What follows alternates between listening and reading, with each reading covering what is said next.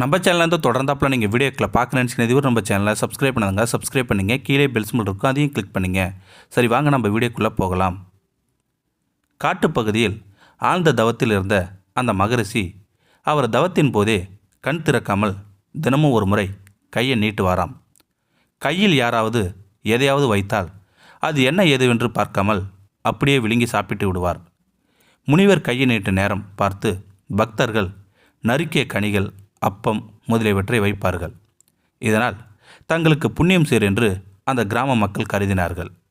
ஒரு நாள் அந்த நாட்டு அரசன் வேட்டைக்கு அந்த வழியாக வந்தான். அன்று பக்தர்கள் யாருமே வரவில்லை. அந்த நேரம் பார்த்து மகரிஷி கையை நீட்டினார். மன்னன் மகரிஷியை சோதிப்பதற்காக தான் வந்த குதிரை போட்ட சாணத்தில் சிறிது எடுத்து மகரிஷின் கையில் வைத்தான் அந்த நாட்டு மன்னன். மகரிஷியும் அதை வாயில் போட்டு விட்டார்.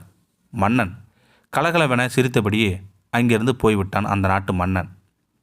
மறுநாள் மன்னன் நலவிரும்பியாக உள்ள வேறு ஒரு முனிவர் அரசுவிக்கு வந்தார். அந்த முனிவர் முக்காலமும் உணர்ந்தவர். அவர், மன்னா, நேற்று நீ காட்டில் தவம் இருக்கும் மகரிஷிக்கு குதிரைச்சாணம் கொடுத்தாயல்லவா?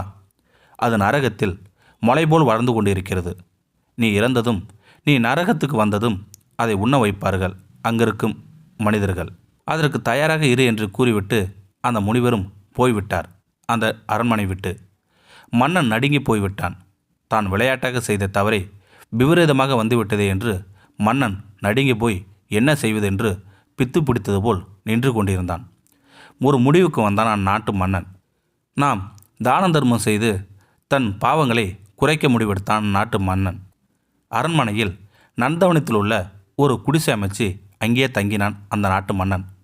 அந்த நாட்டு மன்னன் ஆடம்பர சுகத்தை எல்லாம் மறந்து விட்டான்.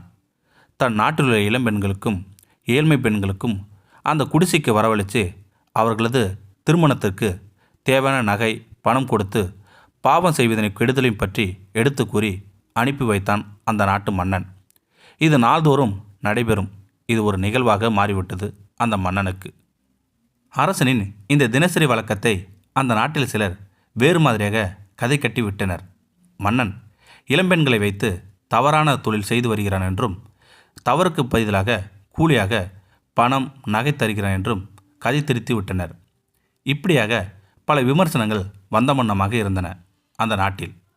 ஒரு நாள் கற்புக்கரசியான ஒரு பெண் பார்வையற்ற தன் கணவருடன் அரசனின் குடிசைக்கு முன்பாக நின்று கொண்டு யாசகம் கேட்டுக்கொண்டிருந்தாள். அந்த கணவனும், நீ யார் வீட்டு முன்பு இப்போது நிற்கிறாய் என்று அந்த பார்வையற்ற கணவன் கேட்டான். அந்த கற்புக்கரசியான பெண், அரசன் அமைத்திருக்கும் குடிசை முன்பு என்று பதிலளித்தாள் அந்த கற்புக்கரசியான பெண். அதற்கு அவளது கணவன், ஓ, தானம் கொடுப்பதாக சொல்லிக்கொண்டு பெண்களை கற்பை சூறையாடுகிறானே, அவன் வீட்டு முன்பா என்றான் அந்த பார்வையற்ற கணவன். அந்த கற்புக்கரசியான பெண் பதறிப்போய் உடனடியாக வாயை பொத்துங்கள், என்ன வார்த்தை சொல்லிவிட்டீர்கள் என்று பதறிப்போய்விட்டாள் அந்த கற்புக்கரசியான பெண். பின் மெதுவாக தன் கணவனிடம் கூறத் தொடங்கினாள் அந்த கற்புக்கரசியான பெண். சுவாமி, என் கற்பின் சக்தியால் நான் முக்காலத்தையும் உணர்வேன் என்று உங்களுக்கு தெரியும். இந்த நாட்டு மன்னன் ஒரு மகரிஷிக்கு குதிரைச்சாணத்தை சாப்பிடுவதற்கு கொடுத்தான். அது நரகத்தில் மலையாக குவிந்து வந்து கொண்டு இருக்கின்றது. அந்த மன்னன் இறந்ததும் உண்பதற்காக தயாராக இருக்கிறது. இந்த விஷயம் மன்னனுக்கு எப்படியும் தெரிய வரவே அந்த பாவம் மலையாக கரையட்டும் என்று கன்னிப்பெண்ணுக்கு தானம் தர்மம் செய்து நற்பதங்களை செய்து வருகிறான் இந்த நாட்டு மன்னன் என்று சொன்னார் அந்த கற்புக்கரசியான பெண். ஆனால் சிலர் மன்னன் பற்றி தவறாக பேசி அவனுக்காக குவிக்கப்பட்டிருந்த சாணமலையில் ஒவ்வொரு உருண்டையாக ஒவ்வொருவரும் பங்கிட்டு கொண்டனர். கடைசி கவலம் மட்டும் பாக்கியாக இருக்கும் பொழுது தற்போது மன்னனை பற்றி தவறாக பேசியதன் காரணமாக அந்த கடைசி உருண்டத்தை நீங்களே எடுத்துக்கொண்டீர்கள்.